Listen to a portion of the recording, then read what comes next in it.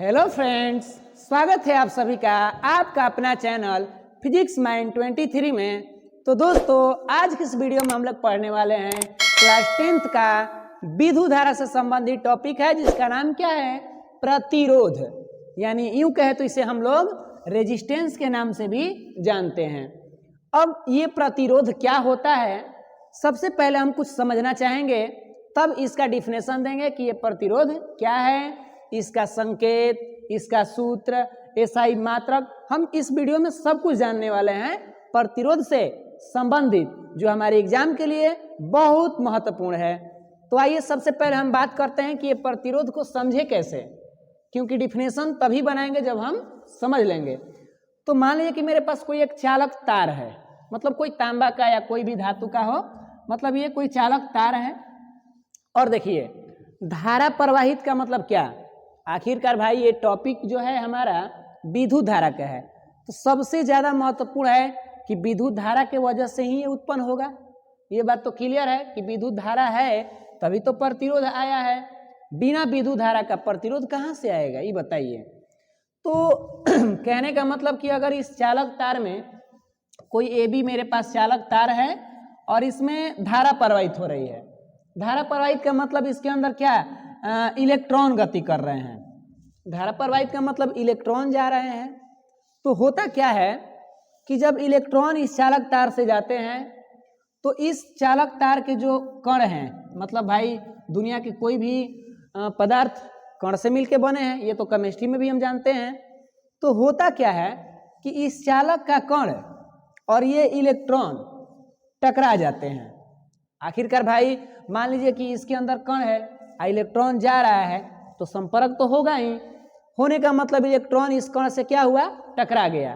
अब आप ही बताइए कि कोई इलेक्ट्रॉन है यहाँ पर और कोई पदार्थ का कण है, पार्टिकल है, मतलब पी समझ लीजिए। अब प्रोटॉन मत समझिएगा, 1 मिनट, इसको कण ही लिख दें तो कंफ्यूजन हो जाएगा कि हम प्रोटॉन समझ बैठेंगे। क्या ई और पी से नहीं हो जाता है? तो हुआ क्या कि इसका और इसका टक्कर हुआ। जब दोनों के टक्कर होंगे भैया, तो यहाँ से ऊर्जाएं उत्पन्न होगी, क्योंकि दो टक्कर होते हैं तो क्या होता है, ऊर्जा। और ये ऊर्जा जो होता है ना, ऊष्मा के रूप में हो जाता है। किस रूप में? ऊष्मा के रूप में। तो कुछ भाई इलेक्ट्रॉन की एनर्जी खत्म हो जाती है, और खत्म हो जाती है तो इसके बीच में थोड़ा सा क्या होता है, रुकावट अनुभव करने लगता है। मान लीजिए कि आप जा रहे हैं, दौड़ रहे हैं, और कोई बीच में आपसे टक्कर कर गया, तो कुछ पल के लिए तो आप क्या करेंगे, थोड़ा सा आपको लगेगा ना कि मेरा स्पीड कम हो गया, मेरी ऊर्जाएं कम हो गई। तो इस इलेक्ट्रॉन भाई साहब का ये कण के टकराव से थोड़ा इनको मतलब कि रुकावट महसूस होता है। तो रुकावट का मतलब अपने भाषा में हम लोग क्या बोलते हैं, रोध। रोध का मतलब रुकावट का है, नहीं बोलते हैं कि जंग रोधक सीमेंट, ऐसा सुने होंगे ना। जंग रोधक का मतलब क्या, वो रोकता है, यही ना। तो यहाँ इलेक्ट्रॉन जब जा रहा था, कण से टकराया, तो कुछ उसकी ऊर्जाएं नष्ट हुई, और ये थोड़ी सी इसके मार्ग में क्या आई, रुकावट आई। तो जो रुकावट आया वही रुकावट हमारा क्या कहलाता है, प्रतिरोध कहलाता है। जब धारा अपने मार्ग में चलेगा, मतलब इलेक्ट्रॉन चलेगा, तो इसमें ये प्रतिरोध उत्पन्न हो जाएगा। कैसे उत्पन्न होगा, तो यहाँ बता रहे हैं, टक्कर से। और प्रतिरोध उत्पन्न होगा तो इस इलेक्ट्रॉन भाई साहब को जाने में हेल्प करेगा कि रोकेगा, ये बताइए। तो कोई भी रोकने वाला आदमी हमें हेल्प तो करेगा नहीं। हम जीवन में आगे बढ़ना चाहेंगे, और हमारे मतलब कि आसपास के कुछ ऐसे लोग होते हैं कि प्रतिरोध बने हुए रहते हैं, तो उसे कोई टेंशन लेने वाली बात नहीं है। हम लोगों को फ्री रूप में चलना है, थोड़ा सा टेंशन ही है तो क्या करना है। तो आइए हम डिफिनेशन तैयार करें। हम उम्मीद करके आप समझ पा रहे होंगे। डिफिनेशन तो हम बना ही लेंगे, लेकिन ये बात समझ में आया होगा, हम उम्मीद कर रहे हैं। तो आइए समझते हैं प्रतिरोध। तो देखिए, प्रतिरोध किसी चालक पदार्थ का वह गुण है जो चालक में प्रवाहित होने वाली धारा का विरोध करता है। फिर से, प्रतिरोध का मतलब क्या, एक बार और समझिए, क्योंकि हो सकता है कि पहली बातें समझ में ना आए। प्रतिरोध किसी चालक पदार्थ का वह गुण है जो चालक में प्रवाहित होने वाले विद्युत धारा का विरोध करता है। क्लियर? ये विरोध करेगा, किसका विरोध करेगा, विद्युत धारा का। बस दिमाग में ये रखना है कि विद्युत धारा के विरोधी को प्रतिरोध कहते हैं। शॉर्टकट में समझ गए। अब इसका जो संकेत होता है प्रतिरोध का, ये आर से सूचित किए जाते हैं, क्योंकि रेजिस्टेंस इसका अंग्रेजी भी है तो आसानी हो रहा है। प्रतिरोध का संकेत क्या होता है? आर होता है। यहां तक क्लियर। अब हम इसके फार्मूला की तरफ बढ़ते हैं कि इसका फार्मूला क्या होता है। तो देखिए, जो प्रतिरोध का मान होता है, मतलब प्रतिरोध का जो मान होता है वो दो चीजों पर आधारित होता है। प्रतिरोध का मान किन चीजों पर आधारित होता है? दो राशियों पर, एक विभवांतर और एक विद्युत धारा। एक विभवांतर और एक विद्युत धारा। बात समझ में आ रहा है क्या? कैसे?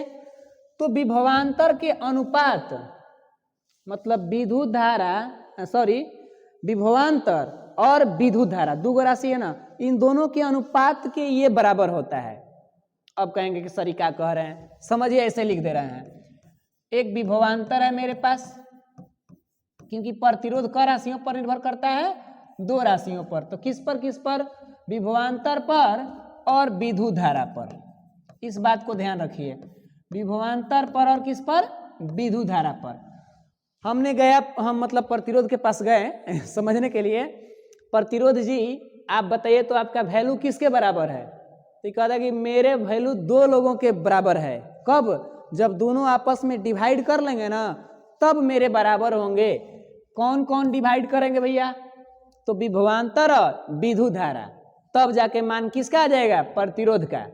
तो यूं ही हम कैसे डिफिनेशन दे सकते हैं? यहां से भी एक डिफिनेशन तैयार करना होगा, तो यहां से भी कह सकते हैं। कैसे? विभवांतर और विद्युत धारा के अनुपात को प्रतिरोध कहते हैं। या प्रतिरोध का सूत्र क्या होता है भाई साहब? तो विभवांतर और विद्युत धारा के बराबर होता है, अनुपात के। इस बात का ध्यान रखना है। मतलब कैसे? हमसे कोई पूछा कि प्रतिरोध का सूत्र क्या होता है, तो डायरेक्ट बोलेंगे विभवांतर बटा विद्युत धारा, नो टेंशन। आइए इसको संक्षेप में लिखते हैं। तो प्रतिरोध भाई साहब को आर से, और विभवांतर तो हमारा भी है, ये तो जानते ही हैं, और विद्युत धारा आई है। तो इस तरीका से हमारा एक फार्मूला का निर्माण हुआ, जिसका नाम बन गया क्या? आर बराबर भी बटा में आई। प्रतिरोध का यानी रेजिस्टेंस का सूत्र क्या होता है? आर बराबर भी बटा में आई। समझ में आ रहा है? समझ में ना थोड़ा सा गड़बड़ हो रहा है। देखिए, तो हम उम्मीद करते हैं कि आप इसके क्या सूत्र को समझ गए होंगे। अब हम चलते हैं इसके मात्रक के तरफ। किसका मात्रक की बात करने जा रहे हैं? थोड़ा हेडिंग भी डालना है तो डाल सकते हैं। प्रतिरोध का एसआई मात्रक। प्रतिरोध का कौन मात्रक? एसआई मात्रक। मतलब सिस्टम इंटरनेशनल डी यूनिट, शायद हम लोग बोलते हैं, 9 में भी पढ़ना है इसको ना, एसआई मात्रक। हमारा एक न्यू हेडिंग हो गया समझने के लिए, प्रतिरोध का एसआई मात्रक क्या होता है। तो देखिए, जिस किसी भी राशि का एसआई मात्रक निकालना है दोस्तों, उसका आपको फार्मूला याद होना चाहिए। फार्मूला याद हो जाएगा तो एसआई मात्रक भी बन जाएगा। लेकिन हाँ, एक सूत्र से मात्रक आएंगे और एक वैज्ञानिक तौर पर। तो क्या ऐसे, मतलब कि ये कैसे वैज्ञानिक तौर पर हो जाएंगे, देख लीजिए ना। तो चूंकि हम जानते हैं कि मतलब आप सभी लोग मतलब ये मत समझिए कि सर जी खाली जानते हैं, ऐसा बात नहीं है। तो चूंकि आर बराबर क्या होता है? भी बटा में आई। हमें निकालना किसका है? प्रतिरोध का। तो प्रतिरोध का मात्रक निकालने का मतलब भी का पता हो जाए और आई का, तो आर का अपने आप आ जाएगा। कैसे? देखिए, भी का क्या होता है? वोल्ट होता है। हिंदी में एक बार लिख देते हैं, वोल्ट बटा में इसका क्या होता है? विद्युत धारा का एम्पियर। क्या होता है? एम्पियर। यानी एक तरह से देखें तो प्रतिरोध का जो मात्रक होता है वो वोल्ट बटा एम्पियर, या इसी को हम लोग क्या कहते हैं? इसी को थोड़ा सा ऐसे इधर इसको साइड कर लें, हल्का सा इधर, ठीक है। तो देखिए, या इसी को हम लोग क्या बोलते हैं, शॉर्ट में बोलना होगा तो वोल्ट को क्या बोल दीजिए? भी, और एम्पियर को क्या ए, तो इस बाटा को ना हम प्रति कर दें, कोई तकलीफ? वोल्ट प्रति एम्पियर किसका मात्रक है? प्रतिरोध का। हमसे कोई पूछे अगर कि प्रतिरोध का एसआई मात्रक क्या होता है, तो सूत्र से हमारा देखा जाए तो वोल्ट प्रति एम्पियर। अब आगे होता क्या है कि एग्जाम में ऐसे कभी कभी देता है, बाय द वे ज्यादातर पूछ देता है ना कि इसको कौन से वैज्ञानिक के नाम पे जानते हैं। तो इतना जो चीज है ये मेरा, इसको थोड़ा सा घेर दें, हाईलाइट कर दें रेड कलर से ऐसे। मतलब कहने का अर्थ यह हुआ कि ये वोल्ट प्रति एम्पियर जो है ना, ये आगे चलकर ओम के नाम से जाना जाएगा। ये ओम भाई साहब आएंगे हमारा, इसी टॉपिक के बाद ओम का नियम शुरू होगा जो बहुत ही एग्जाम के लिए वीवीआई होता है। तो वोल्ट प्रति एम्पियर को ओम कहते हैं। अगर लिखना होगा तो ऐसे लिख सकते हैं, देखिए कैसे लिखने की बात आ रहा है तो हम कैसे लिख देंगे, वोल्ट प्रति एम्पियर को ओम कहते हैं। क्या कहते हैं? ओम कहते हैं। आप समझ रहे हैं, डॉट डॉट कर देते हैं, ठीक है। वोल्ट प्रति एम्पियर को ओम कहते हैं, जिसे का मतलब क्या? हमको नो, इसको वोल्ट प्रति एम्पियर को, तो जिसे ग्रीक अक्षर, एक ग्रीक अक्षर है, अब भाई हमारे भारत का अक्षर नहीं है, ज्यादातर साइंस में हमको देखने को मिलता है ना ग्रीक अक्षर, बहुत से ऐसे लेटर आएंगे साइंस के, कहते हैं ग्रीक अक्षर, तो भारत के बड़ी कम मिलते हैं, कोई दिक्कत है नहीं, जीरो है ना वही हीरो बनाएगा क्या। जिससे ग्रीक अक्षर ओमेगा, ग्रीक अक्षर क्या?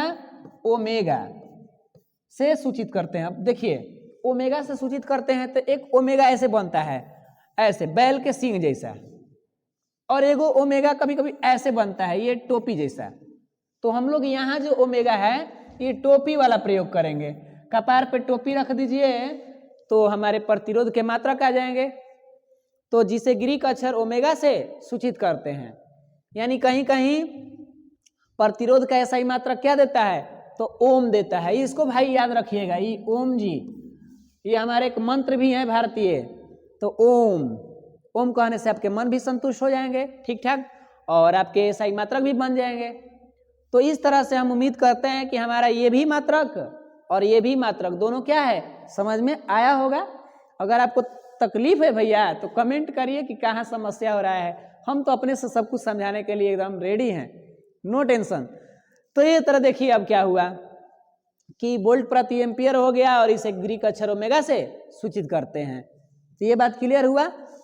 तो इस तरीका से हम लोग क्या क्या देख लिए, यहाँ से शुरू था मेरा, प्रतिरोध के संकेत आर होते हैं, ये जब चालक में जाता है इलेक्ट्रॉन तो उसी समय उत्पन्न होता है। और उसके बाद इधर देखें कि प्रतिरोध का सूत्र विभवांतर और विद्युत धारा के अनुपात के बराबर होता है, या आर बराबर भी बटे आई होता है। यहाँ तक क्लियर है हमारा। उसके बाद क्या देखे हमने, इसका एसआई मात्रा को देखा। अब आपसे एक प्रश्न बनता है कि कभी कभी ऑब्जेक्टिव टाइप में पूछ देता है कि एक वोल्ट किसे कहते हैं, या सॉरी एक वोल्ट का तो कोई दिक्कत नहीं है, एक ओम किसे कहते हैं, ये भी हो सकता है। तो एक वोल्ट और एक एम्पियर के अनुपात को एक ओम कह देंगे, शॉर्टकट में, ज़्यादा हाईलाइट नहीं ले रहे हैं। तो हम उम्मीद करते हैं कि हमारा ये क्या प्रतिरोध की जानकारी हमारे क्लास 10th के लिए ही, चाहे एग्जाम के लिए ही क्या हुआ, समाप्त हुआ। तो बस इजाज़त दीजिए, आप सभी से मिलते हैं अगले वीडियो में। तब तक के लिए आप लोग मस्त रहिए, स्वस्थ रहिए और खुश तो जरूर रहिए। जय हिंद, जय भारत।